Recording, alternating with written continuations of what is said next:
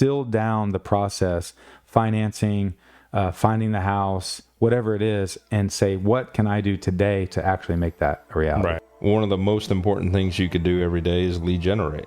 Do we all do it? Yeah. No. Does it feel good? No. We much rather have the phone ring to us versus us looking for deals. You're listening to the Real Estate Heavyweights Podcast, your weekly deep dive into Dallas real estate, life, and beyond, with your host, Tavis Westbrook and Ashton Hines. Man, we are so excited to finally have this podcast started. I'm here with my good friend, Tavis Westbrook.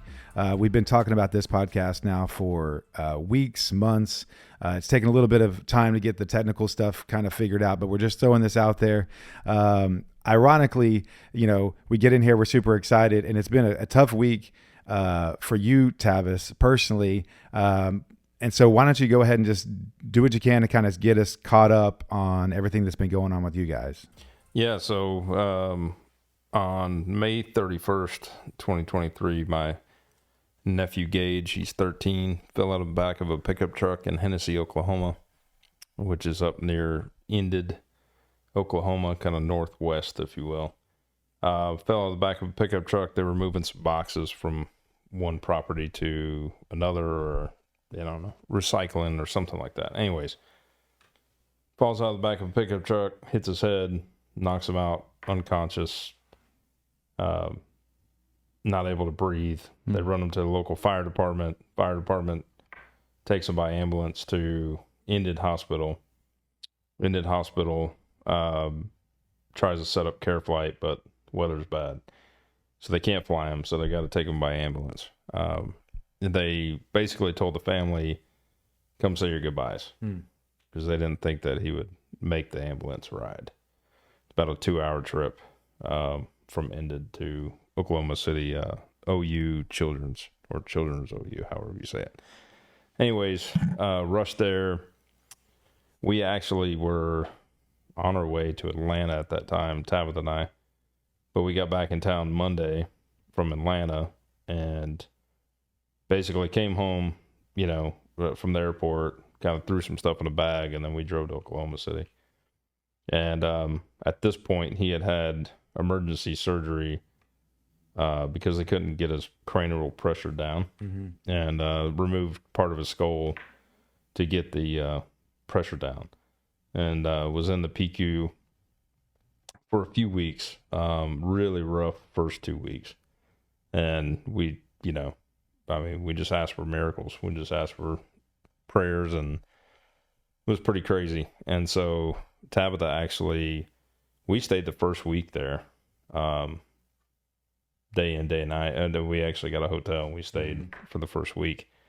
And then Tabitha ended up staying there in the hospital with him. And then I came back. And so anyways, a lot of this back and forth as you were talking about. So fast forward, 2 days ago, Tuesday, he had he made it out of PQ, went to this place called Bethany Rehabilitation Center, specializes in this kind of thing, and has progressed like miraculously. Walking, talking, the whole 9 yards, and graduated to a point where they said, okay, you can go get your skull put back in. So they did that surgery 2 days ago, put it back in. As of today, he actually left the hospital. They checked him out of the hospital, and he got to go home. So that's awesome. Pretty amazing stuff. I mean, he'll have to have therapy, and reading and writing level is now reduced. But he had a traumatic brain injury, and had basically brain damage throughout his entire brain. So. Yeah, that's crazy. I mean, we're kind of keeping tabs of it on Facebook and talking to you, and just going back and forth, and in the process, you were finishing up your midterm rental that you had renovated a couple houses down from your place, which I think we've talked about. But you're an investor. You've been an investor a long time. You've lived in a house a long time, but for whatever reason, that house was actually put on the MLS, and you ended up getting that investment house on the MLS. Yes. And so you bought it, you renovated it, and then you were turning it into a midterm rental. Correct. And Tabitha, that's real estate is not her full-time thing, but she's helpful in the details and Sure. getting the kitchen stuff, everything you have to order for this and that. And y'all have done it a couple of times, but I know that time was super stressful for you, and it took a lot more out of you this time because, you were she was dealing with family, understandably, and you were trying to finish this up and get it on the market. Yeah. And it was just it was kind of probably a newer experience, a stressful experience, because you're having to kind of revisit every single detail that goes into a midterm. Well, yeah. And I mean, there was several things that I typically do with her, and, it was didn't want to bother her with it, but when she's back in town, finally getting a breather, from sleeping on a uncomfortable pull-out hospital bed for a week, and she's home, and I'm like, by the way, so we need to get this done. Right. We need to shop, and we need to buy the rest. What's the deal stuff. With the couch? What have you been doing? Yeah.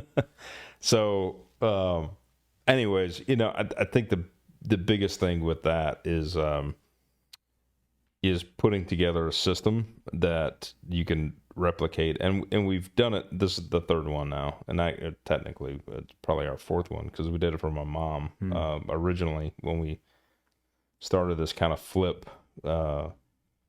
turns into fully furnished, fully operational property midterm thing, yeah, to where you can show up with a suitcase and be done. My mom's, we actually fully stocked the fridge and the pantry. Oh, wow. Everything. And I had my sister's help and other family members help at that time. But nevertheless, what we did this time is we had some of the list, and a lot of it, fortunately, thank God for Amazon, a lot of the stuff was repeat buy, right? You go in your Amazon history from 2 years ago, and if it was still available, we just click, and load it up. And I learned that Amazon had a limit on your cart. I never knew that, but I maxed it out twice. So the max limit is 50 items. Wow. So they didn't care about cost, but it was 50 items. So that's a weird thing I would sit there and click, and put it in my cart, and then do the checkout. It would be helpful if they had that at Costco. If just someone walked around every once in a while and said, "That's enough today." Yeah. Just come back. You see a thing you hit your limit. Just think about this. That would actually be really helpful. So maybe that's kind of it's sort of protecting people. It's that's why I've always heard that's why the NFL has a salary cap. A lot of the leagues. It's not really any other reason except for protecting the owners against themselves, because they'll just keep spending and spending and spending. So they have to put a cap on themselves. So I had no idea Amazon did that. So I wanted to pull this up because we finally put together a list. Oh, wow. So I'm going to let you look at it, and you just kind of scroll through real quick, high level. But yeah, I mean, everything down, and maybe we can try to put this out. Maybe this would be something cool for you to put out. I'm probably going to sell it because you need to. Yeah, there's a lot of history that goes into that. Yeah, there's a lot of experience. Trash cans 3, bath mat 2. Listen, vanity mirrors, all these, and we're not just talking generic stuff. I walked the house with you the other day. It's so well put together. This is not just running through and just see what Marshalls or TJ Maxx has this week. It's not, hey, I just need to grab a fan. It's very well thought out from a design perspective and from a functional standpoint. It's a super cool. So check out the video. You're going to be putting stuff out on Instagram on the midterm, but a lot of them are cohesive. A lot of the other ones kind of feel the same. Yeah. What's awesome about it is it has a masculine feel, which is a little bit different than some of the designs you're going to find out there. So that sets it apart a little bit. The other thing that really sets it apart is that super functional, but it kind of feels like a hotel. You live there. You've thought about everything in the kitchen. You've thought about everything in the laundry. You label everything really well, which is probably great for people looking. They're not just digging through drawers, but it's also great for whoever's resetting the house. That and when you do dishes. Right. Where does the stuff go? Yeah. Resetting the house, you could easily go through an inventory, say hey, this is where this is supposed to be. It's not here. So having a label maker, so all those details that go into, okay, we're going to put the towels here and the iron here and get a label. And it is extremely detailed and it looks great. So yeah, you should sell this. Don't just give this away. Yeah. No, I mean, it's really goes insane. on and on, right? Yeah. I mean, it really is insane.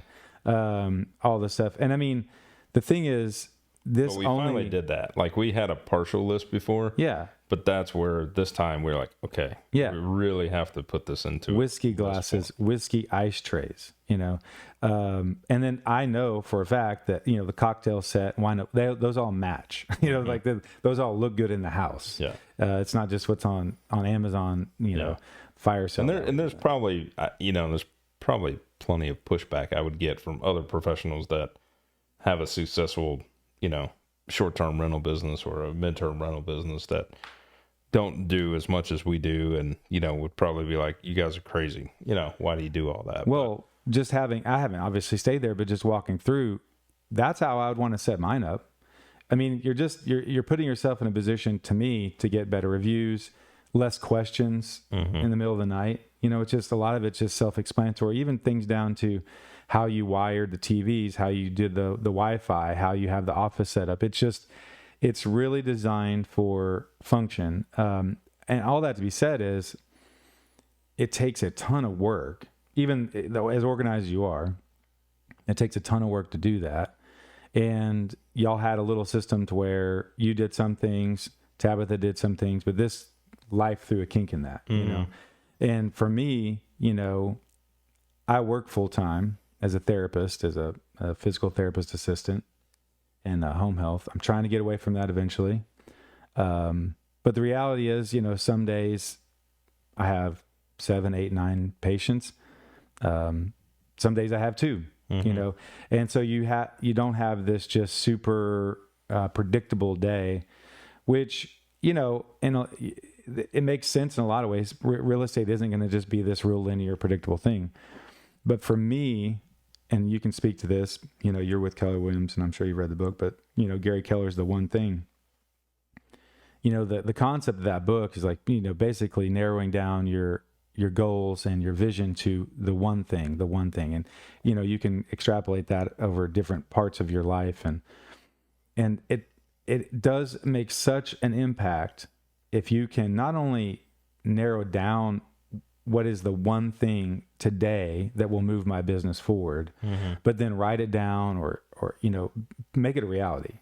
You know, don't just think, well, it'd be nice if I did X, Y, and Z, because I got the whiteboard over there and I try to put them up there. And so you can actually see it, mark it off, like, yeah, I did that, you know, and for the long, long time. And the thing I would sort of, if you're looking to get into real estate and you're looking to take that first step, find what that one thing today, a tangible first step. And I would challenge you to say, listening to a podcast, which is hypocrite, you know, I'm glad you're listening, but listening to a podcast and honestly reading a book today, it doesn't necessarily get you that much closer to your first deal. It'll give you some education. It'll make you feel a little bit better. But at some point, that is basically your way of thinking and feeling like you're doing it. I did it for 20 years. You know, I read Rich Dad Poor Dad. I was in college. I didn't take my first step in actually investing in real estate, you know, until 2 years ago. Wow. You know, and so you exemplified that during this process, and it's really pushed me to find, okay, what can I do today? I've had this flip that stalled over at Mapleton, and it has just not been moving forward. Finally, we're getting some momentum, and it has come with that, like, okay, what can I do right now, today? Who can I call? What form can I fill out? What office can I go to push this forward? And there's some days where it just is like, I'm waiting, you know? One of the most important things you could do every day is lead generate.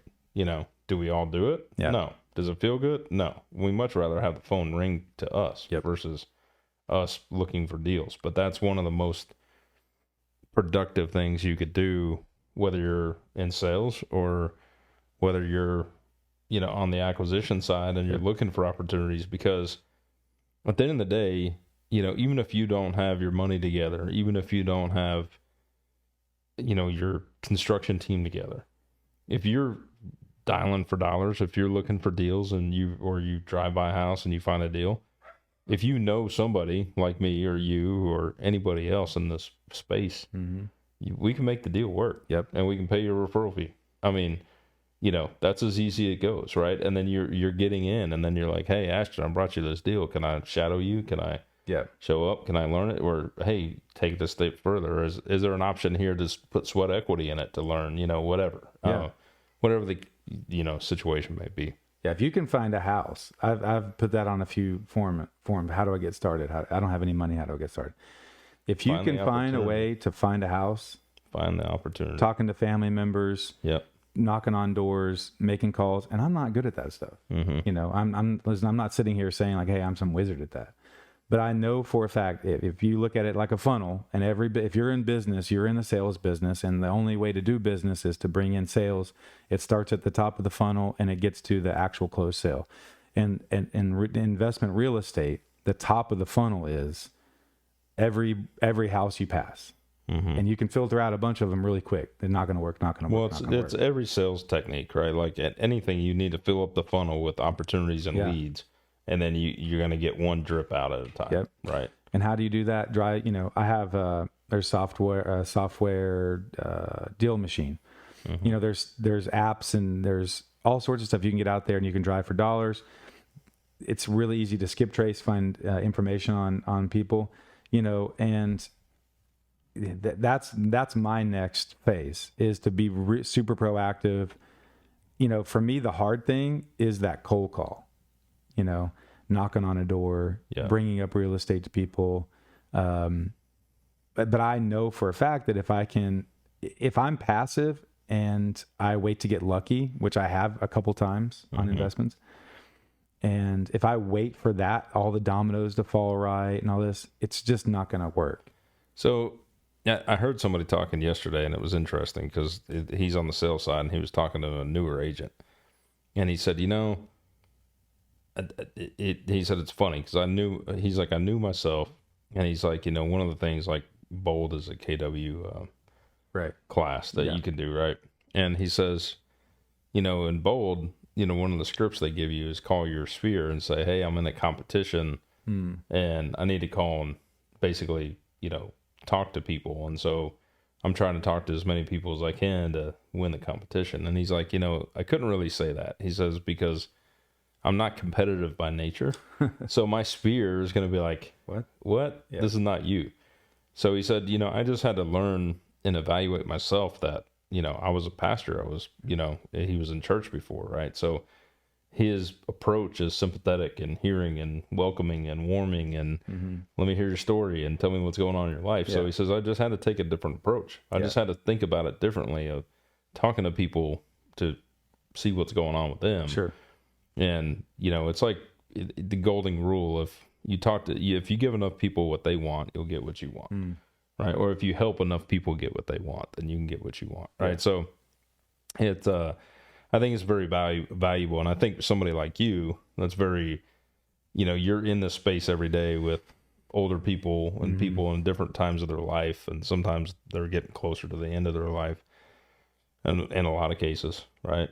But if you just take if you treat it very similar to your business that you have now and the skills you already have, and you use that same energy and that same skill level, and you just talk real estate, you'll do fine. Yeah. If you're there to help. Yeah. Because, I mean, you have that now. You just talk about physical therapy. Yeah. So if you just turn it and change your subject matter, but bring the same personality and the same you and the same energy, even if you're making a phone call, even if you're making a cold call to somebody, you bring the same prospect. Because how many of these clients have you ever met before when you first cold called them? Right. I mean, they might be a warm lead because they're teed up and they expect your call. But on the other hand, you know, you don't first call them and say, hey, this is Ashton. Be ready by 9 a.m. I'm going to be there and I'm going to kick your ass. Right. Well, and I think that the big thing is, and when I became more comfortable talking about real estate stuff, is after my first couple investment deals, I realized I legitimately helped somebody out. It wasn't this one-sided, you know, I won, they lost. Like, I legitimately was able to help them out of a situation that they didn't know how to do. Right. And so it's not that you're some slimy salesman. It's if you can actually internalize the idea that you are offering a service or a knowledge base, and you can honestly talk to, like, I do a lot of open houses, and a lot of people that come through have agents. And it almost takes a pressure off me when I know they have an agent. And I can still sit there and talk to them and offer something to them. And I'm going to get nothing in return. Right. But if you just know, like, hey, I just enjoy talking about this, and hey, look, check this out. Have y'all tried this restaurant in this part of town, whatever. If you take that mindset into the investment space and don't put the pressure on you to close a deal or how am I going to pay for this or nothing, if you're just talking to people, sort of opening their eyes to options of how do you sell cash, or how, look, you can list full price. This might be the difficulty with the house. It's, you're going to have to do some work, or they're going to get a discount because it's not a great, it doesn't look great or whatever. But if you really do internalize it, I can help this person, and in the process, help myself, and not feel like, oh, I'm interrupting them and, oh, they're going to hate me. No, like if you go in with that mindset, it's not going to work. Right. And I think a lot of people just, and again, it's just one of these like momentum things, is once you do one thing, two things, okay, yeah, and you can feel, like, you really feel that, and get to experience that, two-way street, and the appreciation and the grin and the weight that's lifted off of someone's shoulders, that's in, after someone passes away and it goes through probate and they don't know how to do all this, and then it's done. Like, are you kidding me? Yeah. Like family members that just don't have to worry about grandma's house anymore, or someone who has a house that's a hoarder or whatever it is, and they can just walk away. Like, that is a huge weight lifted off. I mean, you've seen that over and over and over. So I think once you can speak with that, the other thing I think that is important, how are we doing on time? Not sure. We're good. Is I saw a little video, and I don't know, it's not true, but it had a class, half the class, 24 kids got 50 pounds of clay, 24 kids got 50 pounds of clay, and said, all right, you got 2 weeks. This group one, I want you to make one pot that's perfect, the perfect pot. Group two, I want you to make 20 pots. They don't have to be perfect. Just make 20 pots. Yeah. And then at the end of the 2 weeks, they looked at it, and who had the better pot?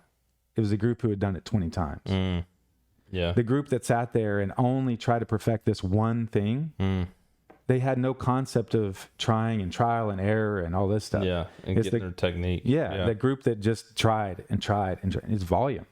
And I mean, in anything you look at, it's volume. You're gonna fail. You're not gonna be smooth. You're not gonna have it all figured out. You're gonna get your teeth knocked in a few times, but you just have to put it out, because there's no way you're gonna, the very first time you try to do any sort of investing, you're gonna make this pitch to someone. Oh yeah, I'll sell to you at 60% of ARV. And then you already have cash lined up. You have financing that's 4%. Sure, I'll do 4%. I already have my. Well, I think you had a little bit of that, right? Like your first flip that you did was like, I lucked. That's what I say. I got lucky. It was so great. It was on the when the market was super hot. Yeah. I was able to get in. I did $5 worth of rehab, and it was the market was so hot that I had one of the home buyer groups. I think ended up they were representing a fund, and they netted me out like I was going to actually rehab it. Well, that's okay. That didn't happen. Like now, good luck. Yeah. Yeah. And I'm feeling that on this Mapleton. I mean, I think, the encouragement, that obviously I think you're in a lot better position you are in Mapleton. Obviously timing is an issue, but I feel like Mapleton has a lot more potential to it than, for instance, the one on Polk, right? Yeah. But, the biggest learning piece for you is obviously, who your team is matters, right? And and your team, and you had your guard up in the beginning, testing this team, this GC, on Mapleton, and I know you did. So you didn't get as deep right into it as you did with Polk, where it was like the diminishing return where you can't come back out of the hole. Yep. The biggest issue was timing. And the other thing is, if that GC had done what he said he was going to do and what you trusted him to do, then you wouldn't be in this mess you're at now with dealing with the city now this far down the road and, you know, this late in the game, if you will. And I mean, I still feel good in the product and the location and all the other things for you. Obviously, there's a guiltiness too because I sold you the property, so I hate that it's taking you so long with the overall deal. But I mean, I feel like it's still, you know, it's an education you're paying for, right? I mean, just like the last one. I mean, it's part of that, you know, college degree and flipping and investing in real estate. You know, the other part to it is just because your time is so restrained with working a full-time job, you haven't been able to live and breathe it and spend as much time as you possibly can over there to babysit the entire thing. And so you've learned a lot, right? And I mean, you dealt with a squatter, you've dealt with theft, you've dealt with and we'll maybe next that we'll do another episode, and I'll dive a little bit deeper into my problems there, and we can talk. I know you've had a couple kind of, you know, you've had a couple that you've like bought, done, wrapped up. And then, you know, my sister, her husband, they flipped one down in Austin. It looks awesome. It's like, oh yeah, they got in, got out. I'm like, man, really not doing great here. So yeah, we'll go into some detail there. But even that, you know, I guess to kind of wrap up this thought here is it's so easy. And it comes out, it's easy to make excuses. You know, I made excuses for 20 years. I mean, it wasn't every day that I woke up and beat myself up because I wasn't moving forward. But for 20 years, you're just kind of waiting for something to be exactly right, or to the right person to come in your life, whatever. And it just doesn't work that way. You know, at some point, you have to put yourself out there. You have to say, if it's going to be, it's up to me, and like actually just do stuff.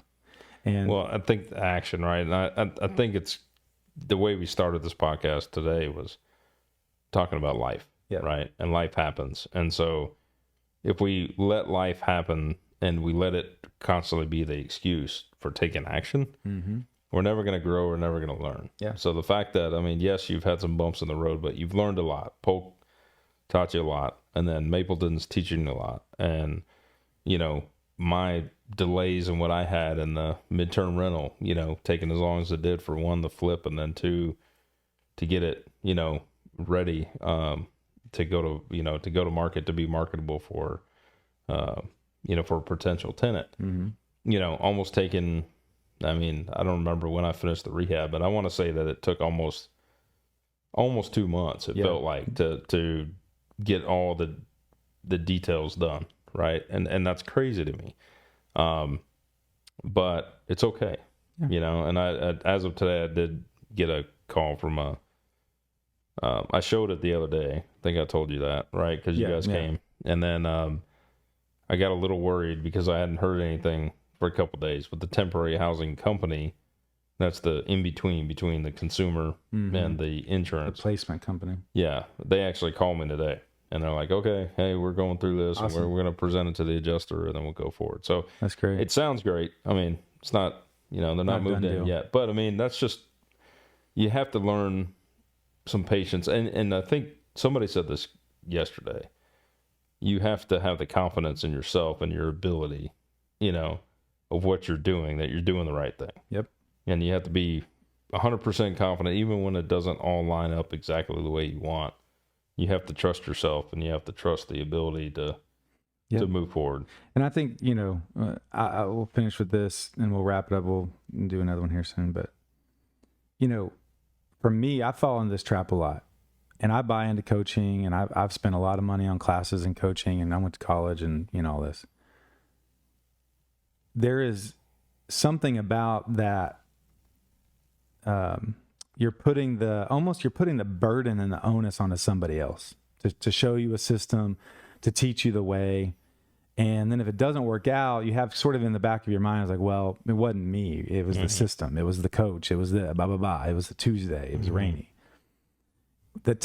Whenever you figure out, and, you know, I've never been gym guy, you know, like, but lately it's just like, when you figure out that you have that internal fortitude, that internal power to figure things out yourself without putting it into a system. You just do it. Mm-hmm. The confidence and the power that comes with that, it's unbelievable.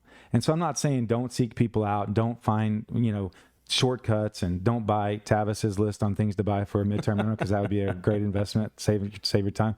But if you can do some things and you can actually figure it out yourself, you're going to fail every once in a while. But if you can push through and do it yourself, what you will become and the person that you feel like on the other side is so much more valuable than if you did it the other way, because you can still say, well, I don't know if I could have done that without him. I don't know. And then if this domino's not right and the door's not open and it's not sunny today and I didn't wear the right thing and I put my left shoe on instead of my right shoe, like if it's not all perfect that day and it doesn't work, it was because of that. No, you can make it work. So I'm super proud of you for, getting through the midterm. I know y'all have had a ton of stuff happening with family.